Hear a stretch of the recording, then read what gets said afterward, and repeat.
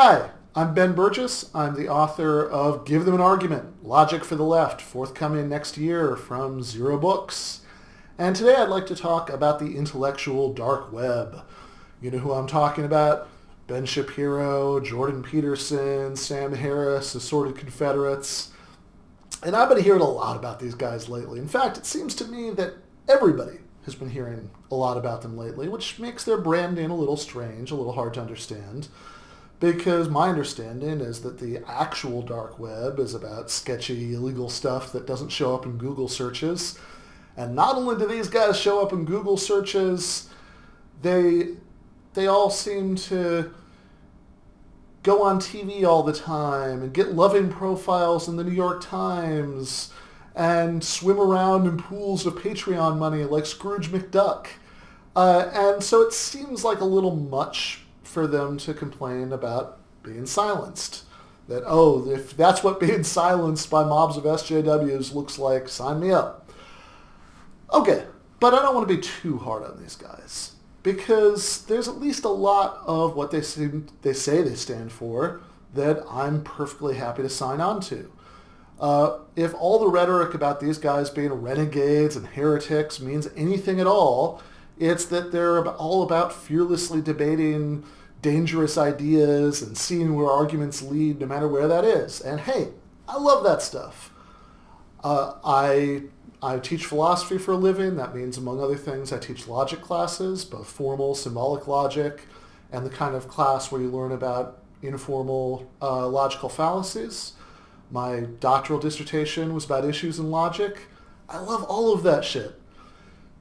So, given that, like me, they're all about just debating ideas and seeing where they go and not being afraid of arguments, that if somebody presents an argument for an idea that seems shocking or subversive to you, you carefully look at it, you see if you can find any flaws.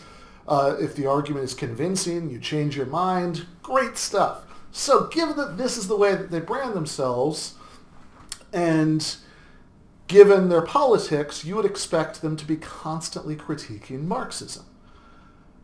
Because look, I obviously am on the other end of the spectrum from these fellows. Ben Shapiro is a self-identified proud conservative.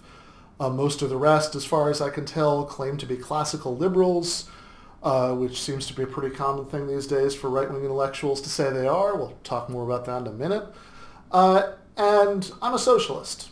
I'm not just a everybody should have health care socialist. I'm a full-on workers' control of the means of production Marxist socialist. And so I would expect that these intellectual dark web guys would constantly be throwing interesting critiques at these ideas that I care about that would really be challenging me, would make me rethink my perspective. But not so much.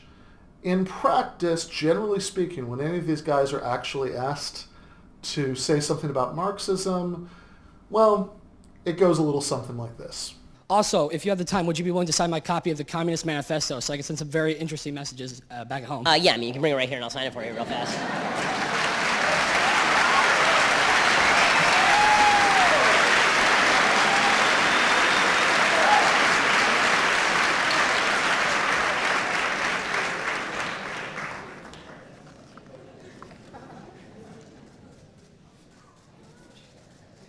I will make you read the inscription out loud now. This book sucks, by Ben Shapiro. Now, when Shapiro can be bothered to work out more of an argument than this book sucks, it tends to take the form of a recitation of Stalinist atrocities. For example, Karl Marx's idiotic philosophy led to the deaths of well over 100 million people during the 20th century alone. When Jordan Peterson was challenged to a debate by Richard Wolff, an internationally famous and well-regarded Marxist economist, he also does a podcast I would strongly recommend called Economic Update with Richard Wolff, and he is the founder of a nonprofit called Democracy at Work, which promotes workers' cooperatives as an alternative to traditional capitalist businesses. When Richard Wolff offered to debate Jordan Peterson, well, Peterson responded pretty much the way that Ben Shapiro critiqued Marxism in the clip that we just watched. You know, there's this professor, I think his name is Wolff. He put a challenge up on YouTube to me a couple of weeks ago to debate him. And what did he say? He said, he criticized my criticism of Marx. He said, well, that Peterson, he's basically stuck in 1989. It's like, we've progressed way past the time of the Stalinists. It's like, and I thought, well, how about if a Nazi said that? Just out of curiosity. It's like, well, it's not 1945, anymore. It's like us National Socialists, we've progressed way past what happened in Nazi Germany. It's like we should don't be stuck in the past, right? It's time to give us another chance. It's like, well, how about no? How about we have the Soviet Union with the 20 million dead there, and we have Mao's China with God only knows how many people were killed there, and we have Cambodia, we have Vietnam. And Jordan Peterson, for all his erudition and all his emotional intensity, is a very unserious person when it comes to getting basic facts right. This can be hilarious sometimes. When you see people in YouTube comments, for example, saying that, oh, you're just nitpicking if you object to Peterson saying that the last common ancestor of human beings and lobsters was 350 million years ago and really was more like 700 million years ago. What's a few hundred million years one way or the other? That's nitpicking, right? So Peterson is not very good with basic facts, and that comes out in this clip. He casually lumps together Cambodia and Vietnam as sites of communist atrocities, even though, if you know a little history, you know that communist Vietnam actually invaded Cambodia to try to stop Pol Pot's killing fields, and that the United States backed the Khmer Rouge against the Vietnamese-backed alternative Cambodian government. And I'm not talking about some conspiracy theory here. I'm talking about UN votes. Look it up. It gets even worse later in the video when Peterson talks about Venezuela as an example of, Marxism or socialism gone wrong, which, just to kill this once and for all, if you actually look up the numbers on the degree of state ownership in the Venezuelan economy, never mind now, post all the austerity, even in 2012, at the height of Chavez's welfare state, the percentage of Venezuelans employed by the public sector was smaller than the percentage of French people employed by the French private sector. If you don't think that France is a socialist country, you don't get to think that Venezuela is a socialist country. Full stop. That's just silly. Okay, so let's back up, though, from the details. Peterson is not a good details man, but fair enough. Not everybody's good at everything. Peterson's not good with facts. Let's just talk about the more general argument that Ben Shapiro and Jordan Peterson are making in these clips. And the most obvious way to read it is a kind of bad company argument. So, because you're trying to figure out, okay, what is all this stuff about Stalin's Russia and Mao's China supposed to have to do with why Jordan Peterson won't debate Richard Wolff? Because Richard Wolff is clearly not the kind of Marxist or self-described Marxist who advocates single-party totalitarian dictatorships. I just said he was the founder of a nonprofit called Democracy at Work. Notice the word democracy in there.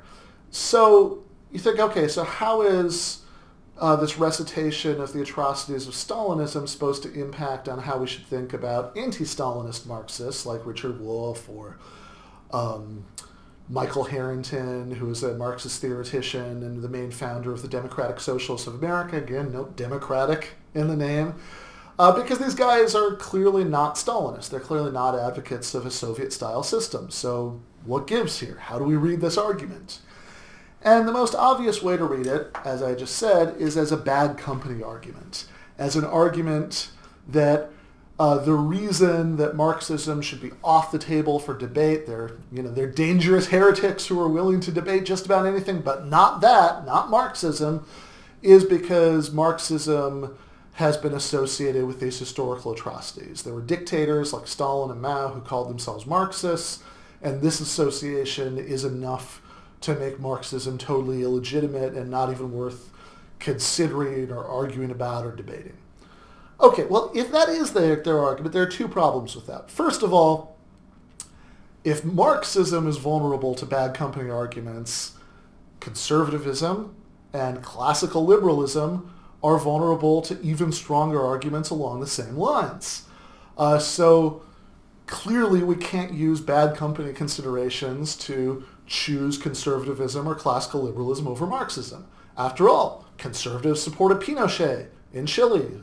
Conservatives supported the genocidal Suharto dictatorship in Indonesia. At least he's an anti-communist. The mainstream German Conservative Party put Hitler in power as part of a coalition government agreement. So if you want to find bad governments that were supported by or overseen by people who call themselves conservatives, there are no shortage. And when you talk about classical liberalism, even though I'm not sure how seriously to take some of these guys' pretensions to classical liberalism. These days, even Sargon of Akkad calls himself a classical liberal, so it doesn't mean much. If you do take it seriously, okay, that's an interesting comparison. Let's look at that. So, if Karl Marx is discredited by the actions of people who lived long after he died, then let's compare Karl Marx to comparable philosophical leading lights of classical liberalism, people like John Locke or John Stuart Mill. Well, John Locke was personally involved in the transatlantic slave trade. He not only had a financial stake there, he wrote extensive philosophical defenses of the morality of enslaving Africans. He was personally involved in drawing up the plans for the South Carolina colony. And again, he also extensively wrote philosophical defenses of the dispossession of the Native Americans. John Stuart Mill, admirable guy in many ways, but he was literally a colonial administrator for the British East India Company. Now, compare those careers to the career of Karl Marx. Karl Marx never advocated the kind of one-party totalitarian dictatorship that some people who called themselves Marxists instituted in the 20th century. In fact, he consistently defended press freedom. He was an opponent of the death penalty. The only revolutionary experiment that he endorsed was the Paris Commune of 1871, which was so radically democratic that even the anarchists in the First International, like Bakunin, also saw it as a model for a post-capitalist transitional kind of society. In fact, the only head of state that Karl Marx ever liked enough to even send the guy a friendly letter was not only not an unelected dictator, it was Abraham Lincoln, who Marx sent a congratulatory telegram to him after he was reelected president, because, of course, Marx was strongly motivated by opposition to slavery. So it seems to me that if the actions of later people who claim to be inspired by Marx invalidate Marx's ideas, then gosh, shouldn't the actual world historic atrocities participated in by people like John Locke and John Stuart Mill invalidate their ideas? Okay, so that's one problem. That if we're going to play the bad company game, we can play that in any number of directions. Another more serious problem is that bad company arguments are bad arguments. This is a logical fallacy. This is the association fallacy. Because, of course, just because some bad people say they endorse an idea, that tells you absolutely nothing about the idea itself or any arguments that have been made for it. You have to evaluate these things independently. Okay. So, if we interpret Shapiro and Peterson's argument in the obvious way as a bad company argument, that's just not a good argument. That's just not a serious contribution to any kind of discussion. But maybe we're not being charitable enough. So let's see if we can steelman Shapiro and Peterson's arguments. We can reinterpret them in some light that makes them stronger, more interesting, which is, of course, what you want to do. If you want to be a thinking person, as Peterson himself has said many times, you should try to be considering the strongest versions of your opponent's arguments. So, if it's not a bad company argument, what is it? Well, while we're thinking about that, let's think about another logical fallacy. This one is called the fallacy of equivocation. The fallacy of equivocation is committed in arguments like this one. So, premise 1, P1, only men are rational.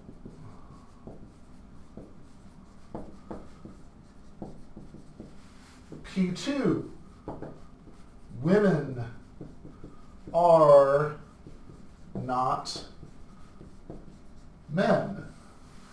Conclusion, women are not rational.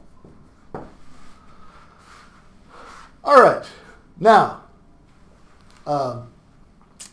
given the views of some of these intellectual dark web guys on the ladies, some of them might get excited at this point, but of course this is a logically fallacious argument. On the face of it, it looks like it should actually be deductively valid. That if only people in category A have some trait and women don't fit into category A, then they don't have that trait.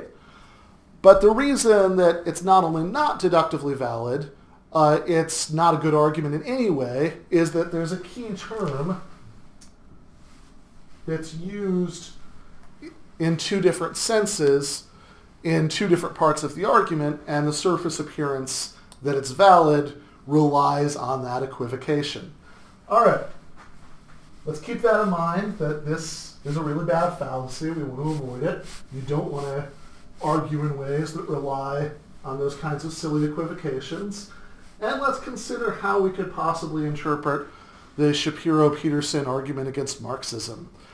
Well, one way to think about it is that it's not intended to be any sort of deductively valid argument. If you don't know this terminology, a deductively valid argument is an argument whose logical structure guarantees that if the premises are true, so are the conclusion. So is the conclusion. And you might think, okay, well, maybe this isn't supposed to be that kind of argument at all. Maybe it's only supposed to be a strong inductive argument.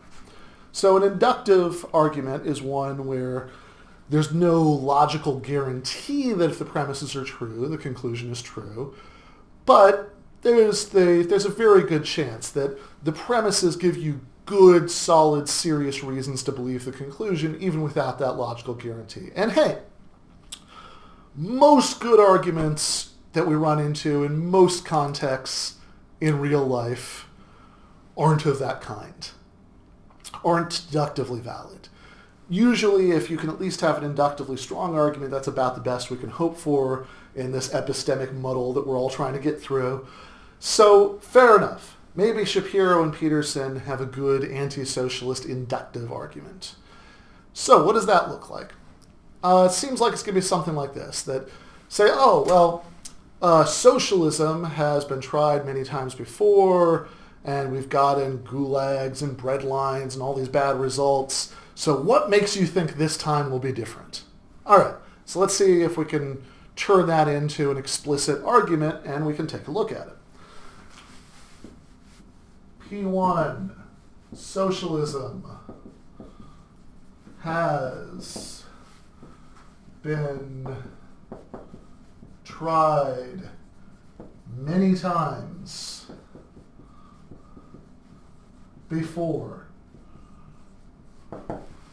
So we're talking Russia, China, Vietnam, etc. Premise 2, socialism has led to bad results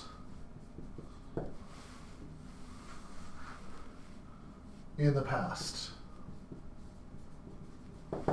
Conclusion, socialism will lead to bad results if We try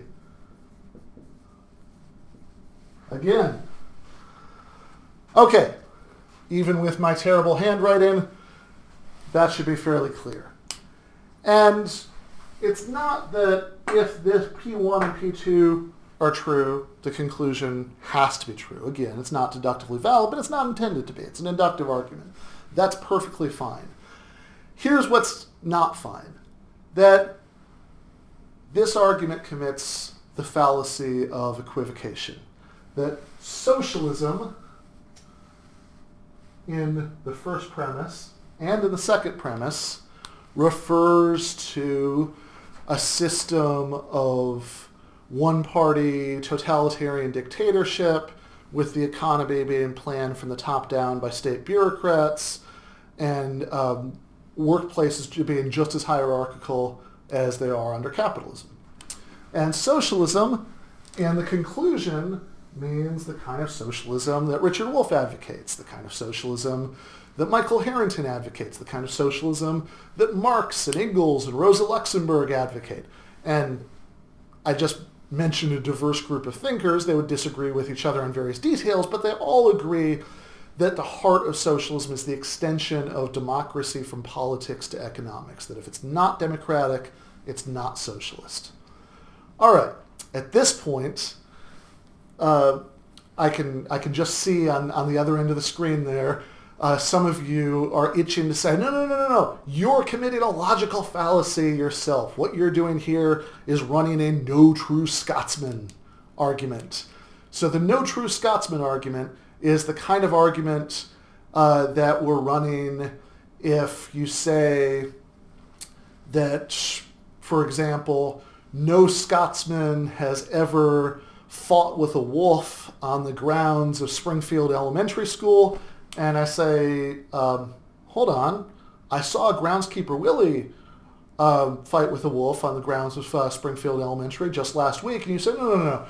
If he did that, Groundskeeper Willie is no true Scotsman. Hey, Wolfie, put down that hors d'oeuvre. It's time for the main course.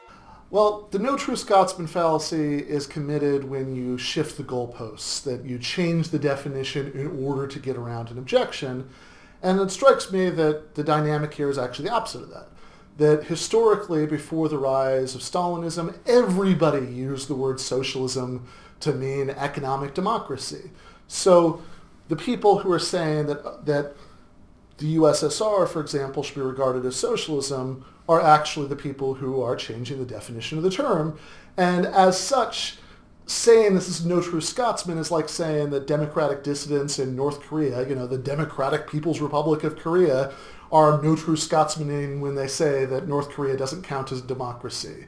Or that, for that matter, I'm no true Scotsman if I say that somebody who was born in the Canadian province of Nova Scotia isn't a Scotsman, since, after all, the name means no Scotland. It has Scotland right in its name. Okay, but let's say for the sake of argument I'm wrong about all that. Let's say that whatever the right way to think of the word socialism is, the right definition of socialism is one that's so broad, it's so all-encompassing, that it includes both the economic democracy advocated by a Rosa Luxemburg who wanted democratic economic planning, or a Richard Wolff who might think that, well, some things should be nationalized, but there should be a market sector of competing workers' cooperatives. It's so broad that it includes those visions, and it also includes Stalinism.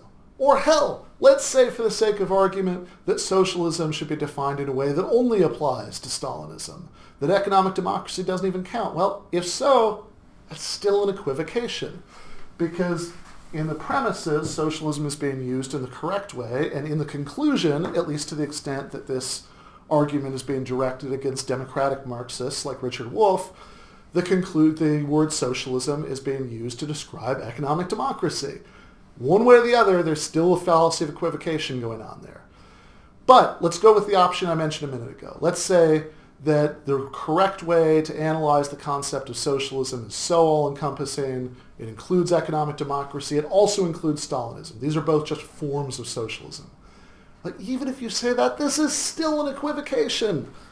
Because even if we say, okay, economic democracy is socialism sub 1, Stalinism is socialism sub 2, well, all of your considerations about the history of bread lines and gulags are about socialism sub 2, and you're trying to use these as evidence for a conclusion about socialism sub 1. So, not a good argument. Or maybe not. Maybe I'm being too quick here. Maybe there's some consideration that a Shapiro or a Peterson could trot out here that would really make me rethink this. Maybe they say, well, okay, granted socialism sub 1 and socialism sub 2 are two very different ideas, but maybe there's some reason, and Peterson has made not very well fleshed out remarks in the past that sort of gesture in the direction of this argument that socialism sub 1 would inevitably turn into socialism sub 2.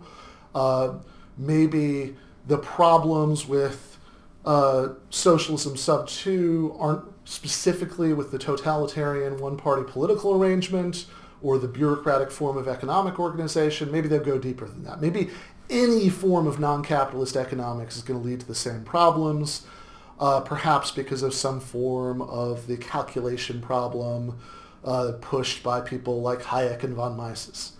Maybe that's ultimately what they have in mind. If so, though, those are complicated ideas. Those are tricky to sort out. There's a lot you can say on both sides of them, and all of that would be said in the context of an actual debate. Oh, hold on. Looks like somebody has a question. Dr. Burgis, will you sign my 12 rules for life? Oh, certainly. All right.